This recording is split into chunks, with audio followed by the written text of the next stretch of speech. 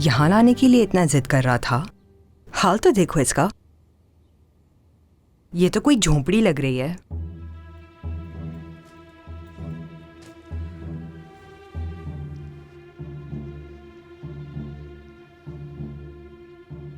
हाँ तो ये लो तुम्हारी पसंदीदा चाय, अच्छी तरह पकाई है, जैसी मेरी जान को पसंद है बिल्कुल वैसी ही। इस कप की हालत देखी है तुमने? इंसान का चाय पीने का दिल ही ना करे। अगर तुम चाहो तो मैं दूसरे कप में लाकर दे देता हूँ, परेशानी कैसी? तुम बस हुक्म तो करो।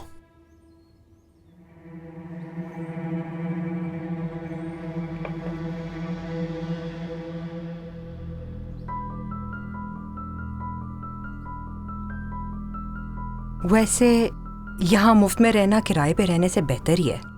जैसे ही मुझे कोई ढंग का इंसान मिलेगा मैं इसे निकाल दूंगी। ये घर वैसा तो नहीं जैसे मैंने सोचा था आजम। मैं तुम्हें इससे भी खूबसूरत घर में लेकर जाऊंगा। ये तो शुरुआत है और ये वक्ती तौर के लिए है। हाँ चलो देखते हैं। चाय उठा के दो मुझे मेरी। ये लो।